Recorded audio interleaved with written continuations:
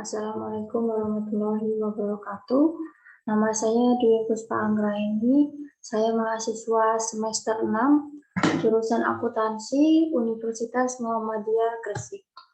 Saya akan mempresentasikan dan menjelaskan tentang beberapa jurnal yang telah saya review. Jurnal yang saya review tentang akuntansi sektor publik. Jurnal yang pertama yang saya review adalah tentang analisis sumber-sumber pendapatan asli daerah terhadap pendapatan asli daerah di kabupaten atau kota wilayah Provinsi Jawa Timur. Untuk pertanyaan jurnalnya yang pertama ada seberapa besar pengaruh pajak daerah terhadap penghasilan asli daerah kabupaten atau kota wilayah Provinsi Jawa Barat. 2. Seberapa besar pengaruh retribusi daerah terhadap penghasilan asli daerah di kabupaten atau kota wilayah Provinsi Jawa Barat.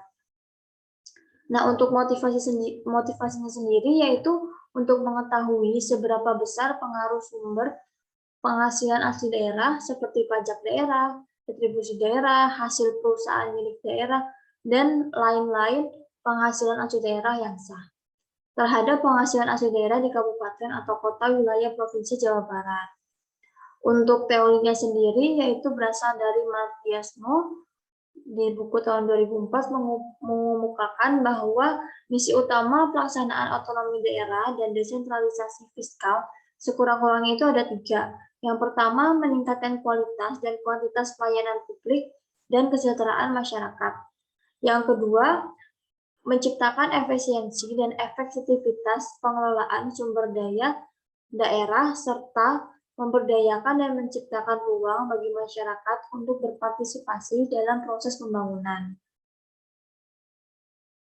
Untuk review jurnal yang kedua, saya mereview tentang jurnal analisis potensi, efektivitas, dan kontribusi pajak terhadap pendapatan asli daerah Kabupaten Sleman. Nah, untuk pertanyaannya itu ada bagaimana potensi pajak hotel dibandingkan dengan realisasi penerimaan pajak hotel sehingga dapat diketahui tingkat efektivitas dari pajak tersebut dan kontribusi pajak terhadap peningkatan penghasilan asli daerah.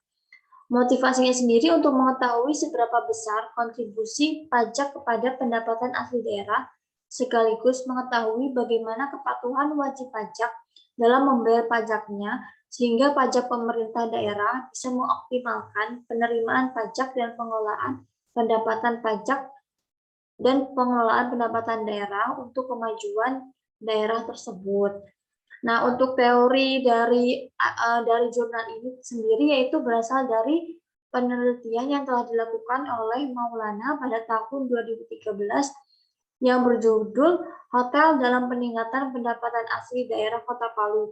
Penelitian ini terdapat penambahan variabel, yaitu efektivitas dan kontribusi. Dan jika penelitian Maulana yang pada tahun 2013 itu dilakukan di Kota Palu, sedangkan penelitian ini dilakukan di Kabupaten Sleman, Yogyakarta. Nah, selanjutnya ada review jurnal ketiga.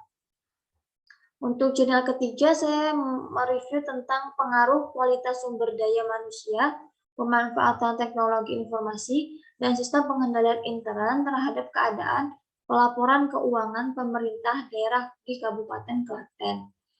Motivasi dari jurnal ini yaitu untuk mengetahui aliran dana desa yang didapat dari APBN dikelola secara akuntabel di tengah minimnya akses informasi dan pengetahuan bagi masyarakat desa, sekaligus sebagai bentuk pertanggungjawaban dan penyelenggaraan untuk menyajikan laporan keuangan yang berkualitas kepada masyarakat desa.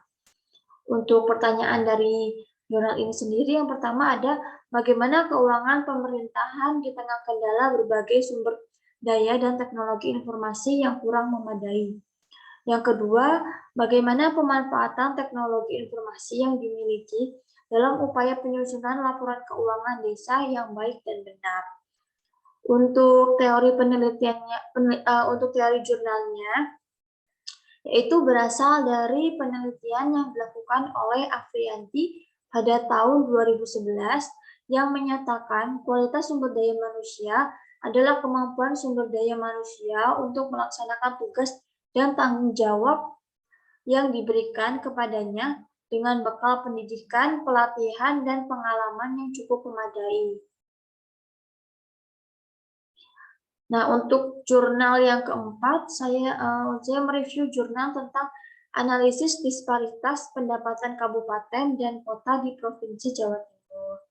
Motivasinya itu ada upaya untuk melakukan pembangunan ekonomi yang ditinjau melalui adanya kenaikan pendapatan asli daerah dan produk domestik regional bruto dan disparitas pendapatan antar kabupaten dan kota yang dapat mengakibatkan wilayah sulit berkembang. Untuk pertanyaan-pertanyaan dalam jurnal ini sendiri, yang pertama ada bagaimana pola pertumbuhan ekonomi yang terjadi di Provinsi Jawa Timur. Yang kedua, penyebab terjadinya disparitas antar kota dan kabupaten di wilayah Provinsi Jawa Timur. Yang ketiga, apa saja kebijakan yang dapat dilakukan untuk meningkatkan sektor-sektor yang dianggap strategis oleh provinsi. Nah, teorinya sendiri diambil dari teori Oscar Lenz yang menyatakan dengan adanya desentralisasi, pengaturan, dan pengawasan birokrasi lebih dapat dilaksanakan dengan baik. Adanya kebijakan tersebut, pemerintah pusat mendukung adanya pertumbuhan ekonomi di setiap wilayah yang mandiri.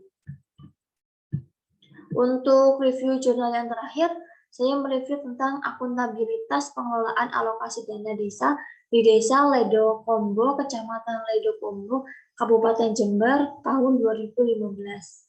Yang pertama, untuk motivasinya sendiri, yaitu untuk mengetahui akuntabilitas khususnya dalam hal perencanaan, pelaksanaan, pengawasan, serta pertanggungjawaban alokasi dana desa di Desa Ledo Kombo, sekaligus untuk mengetahui pengelolaan dan pemanfaatan dana desa dalam menunjang pembangunan di desa sehingga dapat menghindari terjadinya korupsi dalam dana desa.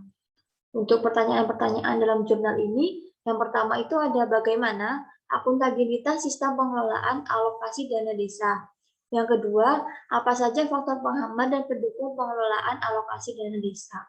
Untuk teorinya sendiri kita mengambil dalam undang-undang ya. Yang pertama itu ada peraturan Permendagri nomor 113 tahun 2014 pasal 2 yang memuat asas pengelolaan keuangan harus mengandung unsur transparan, akuntabel, partisipatif yang dilakukan secara disiplin anggaran.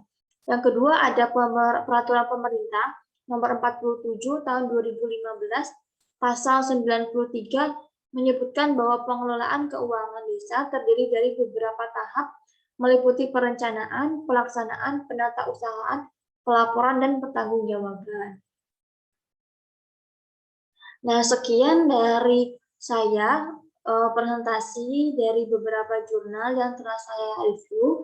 Saya memohon maaf apabila dalam presentasi ini saya masih banyak kekurangan.